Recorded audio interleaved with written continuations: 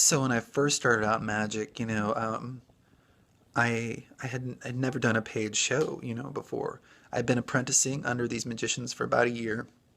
I moved back to my hometown, and I got some business cards made, and I found this bar, that I wanted to go perform at, because it was really cool. Because there were lots of people that would go to this bar, a lot of space to walk around. The lighting was great, and what's really cool at bars is, you're constantly surrounded by people. So people are watching your hands from all angles, which is exactly what you want because you want to perform in the most difficult, toughest positions and situations so you can get really good really fast. Also, when you perform in a bar, people are, drunk, they're heckling you, they're trying to grab the cards, examine everything, they're really tough, which is also cool because you learn how to deal with those situations. Now, with a bar, it's kind of tough because, or just, in clubs or bars, in general, because the whole business model, it's not set up to pay magicians lots of money. That's not how it works. They pay you a little money, but the whole idea is to get, make most of your money off tips. So, that was my approach. And at this point, I had never done a paid show, so every 30 days I had to have enough tips to pay my rent, my bills, and for food. And, I struggled for a while, so, there were some months where I just had enough money for bills and rent and, very little food. And, in fact, at this bar, they would feed me, sometimes that would be my only meal for the day. But I remember at that time there was this magician coming from Europe, and he was going to be speaking a couple hours away, and I knew I had to attend this lecture. But the thing was, is I think it was like 225 bucks to attend.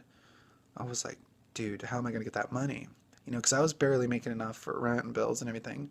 But I remember one night I went and I performed, and this one guy, it was a startup company, this computer startup company, and they just like, they had a lot of money, and they were just like, I think they tipped me like 150 bucks that night or something crazy. Um, so I got some extra money, and somehow, I had enough money to go. And then I had a little bit money left over for a hotel.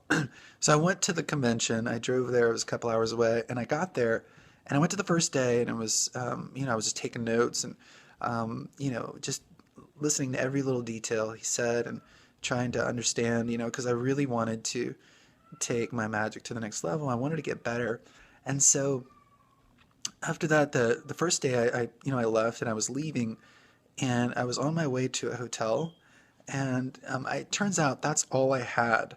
I had enough money for, to pay for my hotel. Well, when I was leaving the first day, I left the kind of convention area, and there was this table of magicians, and it turns out they were selling these books, very old books. And I just happened to walk by, and I said, what is it?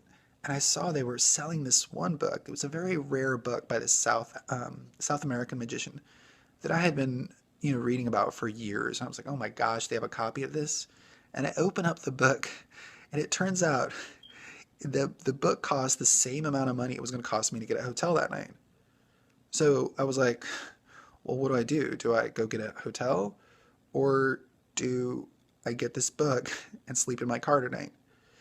And I mean, that took me about 2 seconds. That decision took about 2 seconds to make. I was like, dude, I'm getting the book.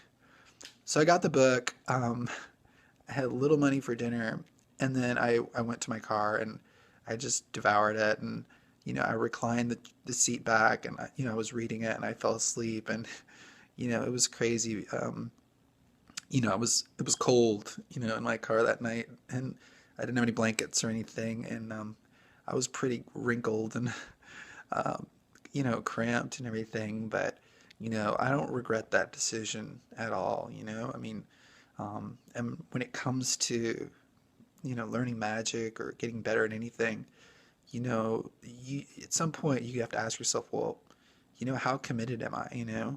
What sacrifices am I willing to make? What am I willing to invest in time and money? And that's how you get good at something. So sometimes it's going to be tough, but in the end, when you make that commitment and you go the distance, you get better at things. So um, do me a favor, post me a comment below and let me know what you're committed to. Let me know, what you're doing right now to get better at whatever you're doing. It doesn't have to be magic either. I mean, there's no right answer. Anyway, thanks for watching this. If you enjoyed the video, be sure to hit the like button, post me a comment below, definitely hit the subscribe button. And if you want to learn more magic from me, and learn some really cool secrets, some really cool videos that I don't post on YouTube, go to onlinemagicschool.com. I'll see you soon.